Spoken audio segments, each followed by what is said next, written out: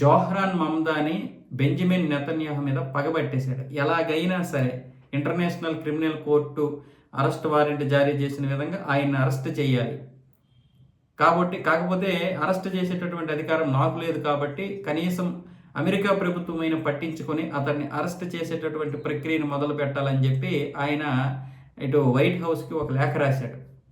ఇలాంటి నేరస్తులు బయట తిరగకూడదు, మనకు అవకాశం వచ్చినప్పుడు ఖచ్చితంగా అరెస్ట్ చేయాలని చెప్పి. సెప్టెంబర్లో న్యూయార్క్లో ఐక్యరాజ్య సమితి సమావేశాలు జరగబోతున్నాయి. ఈ సమావేశాలకి నెతన్యాహు కూడా రాబోతున్నాడు.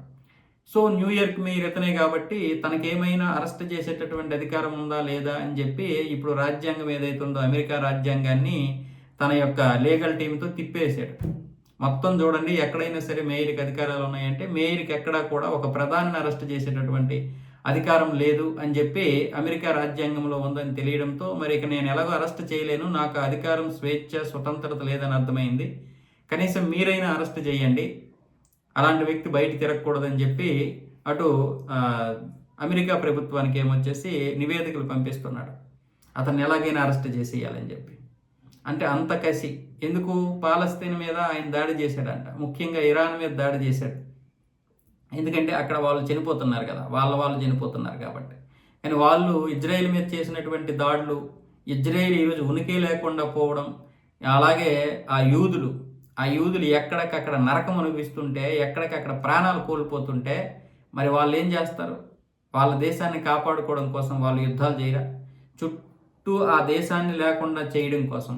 అది ఇప్పుడంటే దేశంగా గుర్తించారు, కానీ నిజం చెప్పాలంటే ఇజ్రాయెల్ని ఎవరు ఒక దేశంగా ఇప్పటికీ గుర్తించడం లేదు. చాలా దేశాలు మొన్నటి వరకు ఒక ప్రాంతంగానే ఉంది. వాళ్ళు చుట్టుపక్కల అందరితోటి కూడా శత్రుత్వంతోనే ఉన్నారు. అందరూ ఆ ప్రాంతాన్ని నాశనం చేద్దామని ఉన్నారు, యూదులు బ్రతకనివ్వకుండా చేద్దామని ఉన్నారు.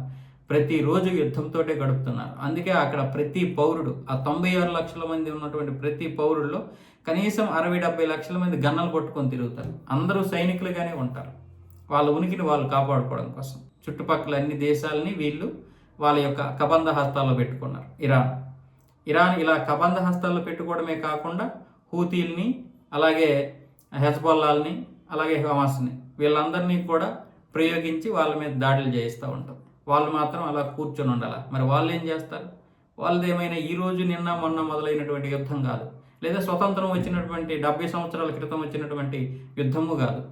అది తరతరాలుగా, శతాబ్దాలుగా, ఇంకా చెప్పాలంటే అంతకు ముందు, అంటే యూదులు పుట్టారు అండంతో అసలు వాస్తవంగా చెప్పాలంటే ఇది ఒక ఇంచుమించు ఒక 1200 సంవత్సరాల క్రితం నుంచి మొదలైనటువంటి యుద్ధం ఇప్పటికీ కొనసాగుతూనే ఉంది.